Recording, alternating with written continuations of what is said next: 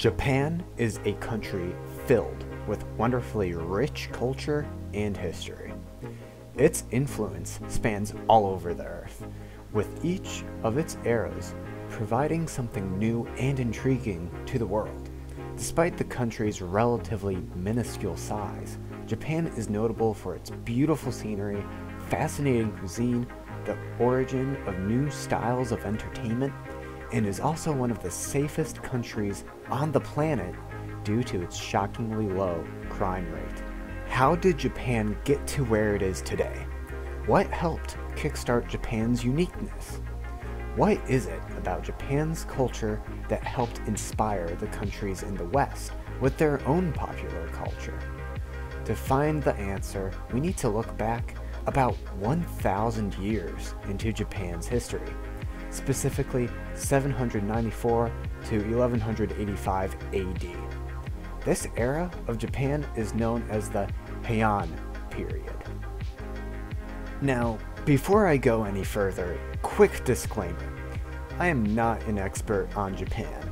If someone is watching this with a vast wealth of Japanese knowledge and I pronounce something wrong, please don't hunt me down by running at me Naruto style with a katana in one hand and shurikens in the other. Thanks.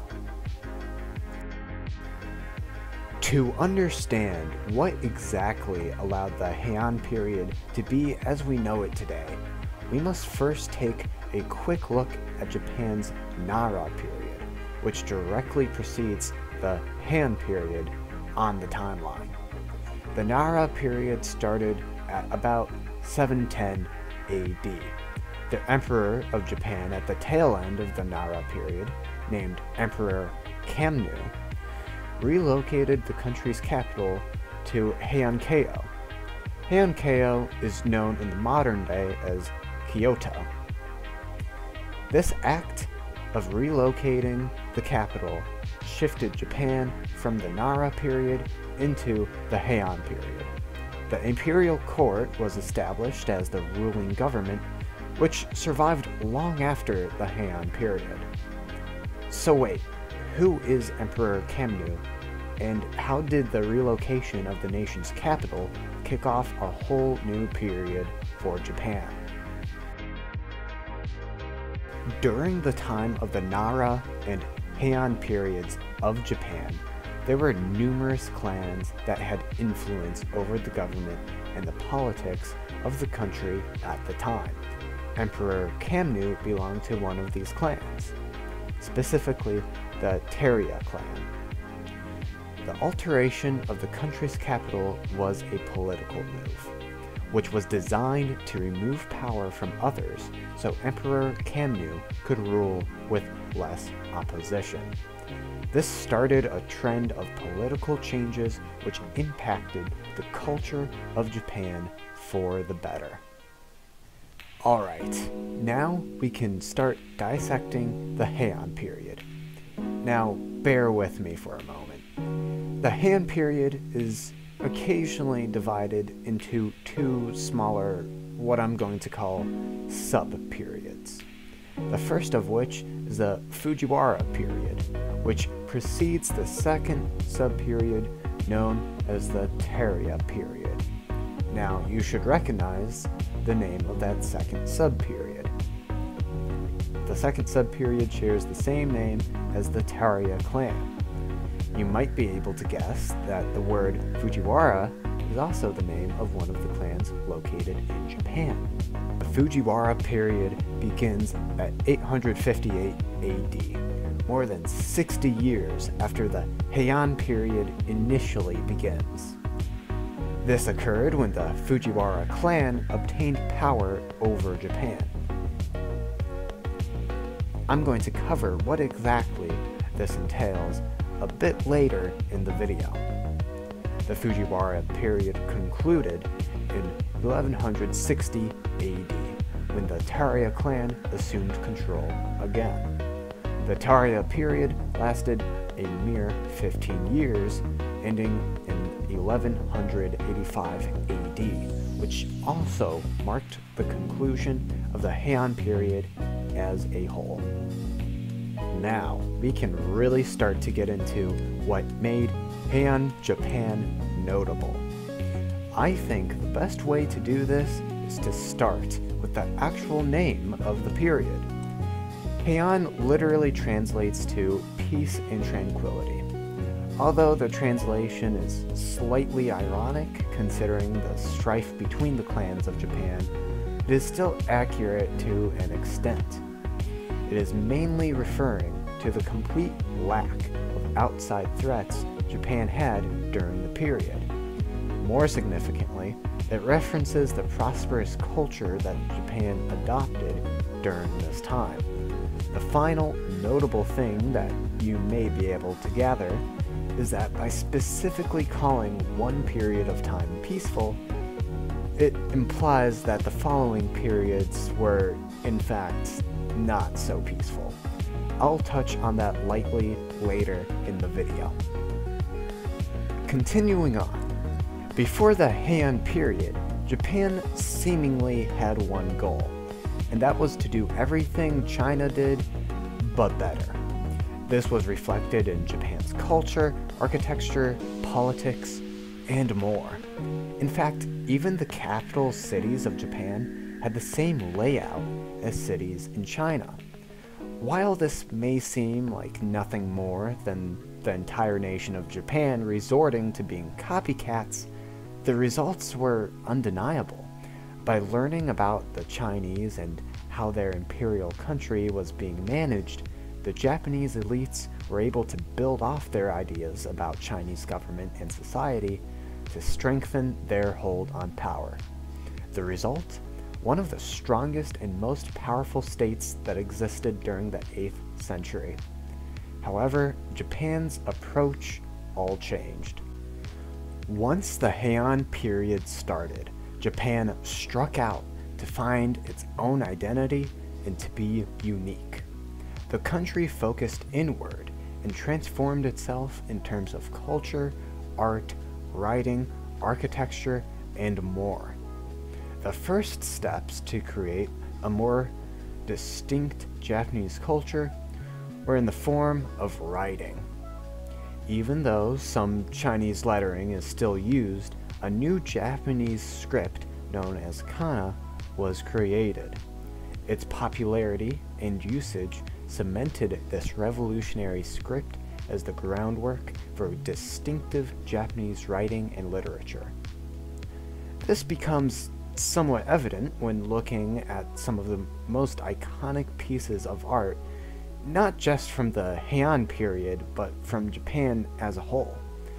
This can be seen in stories such as The Tale of Genji, written by Murasaki Shikibu. In addition, Japanese literature benefited from the effort put forth by both men and women to create beautiful and compelling writings. Poetry was mostly popular among the males, while the women of Japan created many novels, like the previously mentioned The Tale of Genji. The highest members of Japanese society that lived in Japan's capital cities considered the arts to be the most significant of human achievement. Even in politics, bureaucratic skills were shockingly overshadowed and less important than one's abilities in the arts. Relationships literally failed or succeeded based on the sensitivity of poems and the intricacies of the handwriting. The journals and diaries of many individuals who lived during the time became classics in literature. Honestly, it wouldn't be unfair to say the Heian period was Japan's own personal version of the Renaissance. Aside from the arts, there was another colossal aspect of Japanese culture that emerged during the Heian period.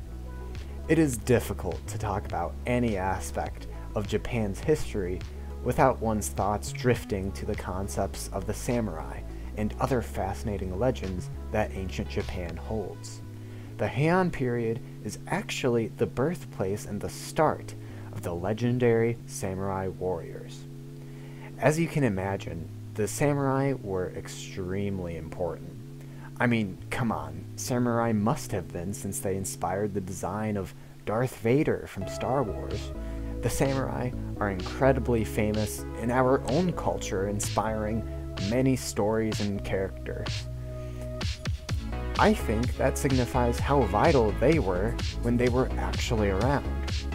Unsurprisingly, the samurai were extremely important in Japan for a multitude of reasons, including cultural and political. The Heian period marks the origin point of this special class in Japan. Their start began when the Fujiwara clan obtained power within the imperial court. This is the same time when the Fujiwara sub-period began. They accomplished this through strategic use of marriage and by filling nearly every civilian post within the government with members of the clan. As a result of this, a number of wealthy landowners and nobles had their power and influence over the imperial court shut out by the Fujiwara clan. Many of these wealthy individuals, who were in clans themselves, had supporters who were armed, dangerous, and most importantly, dedicated. The nobles and wealthy individuals developed these supporters into private armies, which marked the creation of the iconic samurai. 1160 AD marked the start of the Terria period.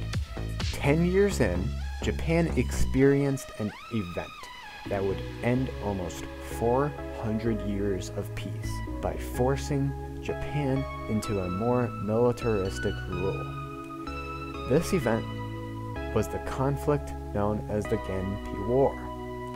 The war lasted 5 years, and the conclusion of the war coincided with the end of the Heian period as a whole. This frame of time is the most notable early instance of the samurai and their capabilities in battle. The war was between the Terria clan and the Minamoto clan, and they both fought with their own samurai warriors. The Minamoto clan ultimately were victorious when one of their most famous samurai, Minamoto Yoshitsune, led the clan to victory against the Terria. Samurai obviously no longer exist. However, the influence of these great warriors persists within Japanese culture. The heritage of samurai can be seen all over the beautiful country of Japan in the form of gardens, castles, reserved residences, and more.